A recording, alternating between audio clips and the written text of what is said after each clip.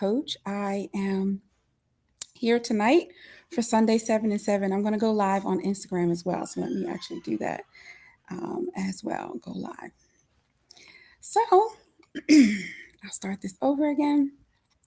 Good evening. Good evening. This is Coach Paula, your life transitions coach, and it is Sunday evening.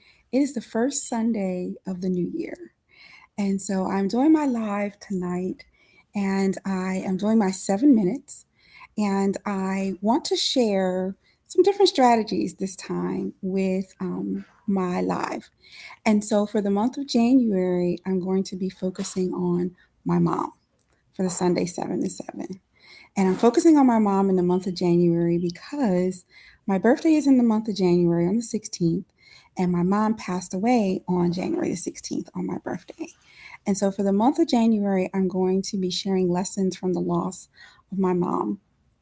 In February, I'm going to do my husband, and in March, I'm going to do my brother. So part of what I want to do with this process is give you an opportunity to get to know me a little bit more.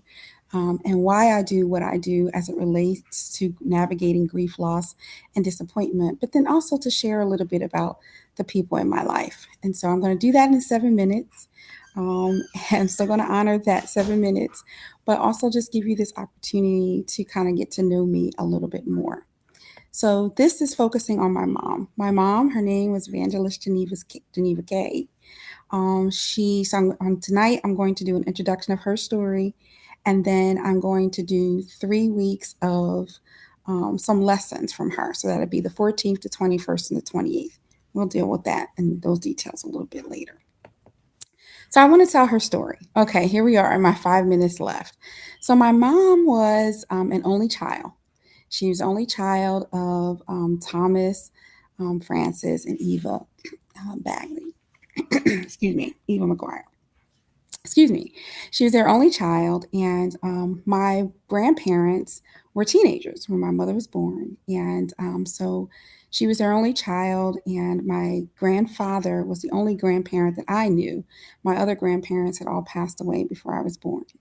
And so my grandfather, he loved on my mom. He called her his one and only, and he truly loved on her. My mom, when she was 16, she actually married my dad. And so she married very young in life. And she and my dad had a total of 7 children. I'm the youngest of 7, so I'm the baby girl. And my dad was in the military, and so he traveled, and my mom stayed home with the children. And so they had 5 children initially while my dad was active military. And then when my dad retired, they had me and my brother, number 6 and number 7. And so when I was born, my mom was in her 40s when she had me, and they had told her that she really shouldn't have any more kids, especially after she had my brother, because she had lots of difficulties and challenges, and they told her that she shouldn't have any more.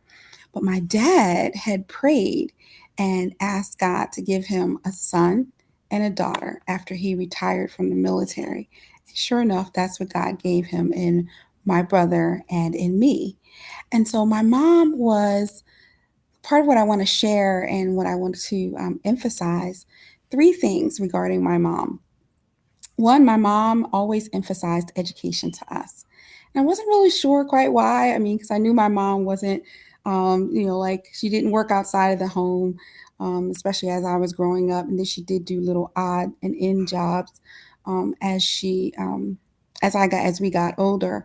But she emphasized education so strictly to us, and like we would sit around the dinner table after, right before dinner and do our homework, and my parents would watch and make sure that we were getting things done. And I never really understood her emphasis on education until really late in life, when my mom actually told me that she never graduated high school. When she met my dad in her senior year of high school, she never finished and she got married.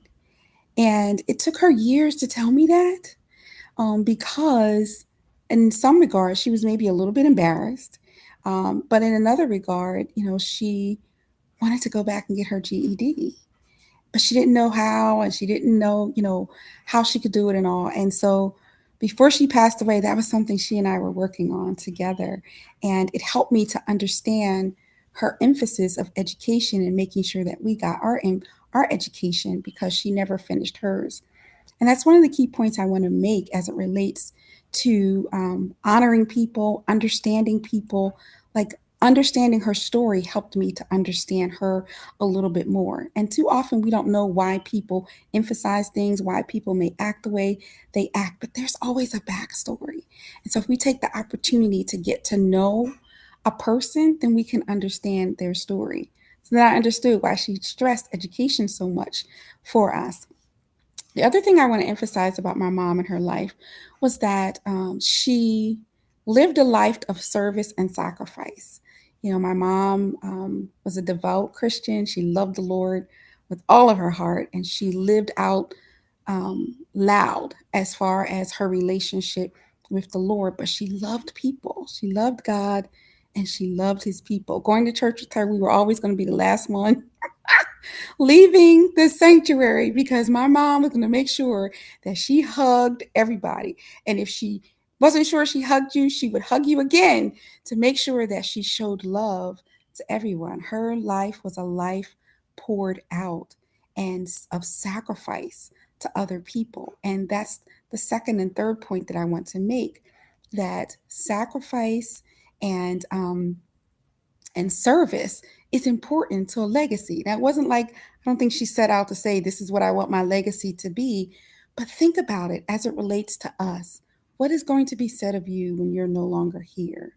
Will people speak about the sacrifices and the service that you provided to them? Will they speak about the emphasis, on education that you made? The key point that I want to make tonight in my 7 minutes is for you to think about what you want your legacy to be. And so, um, reflect on my story that I've shared about my mom. I'll share more about her in the weeks to come for the month of January. But I just want to tickle that in your thought process to think about, what is the legacy that I want my life to be? We should be living out a legacy even now while we're alive. But when we're no longer here, what do we want to be said of us?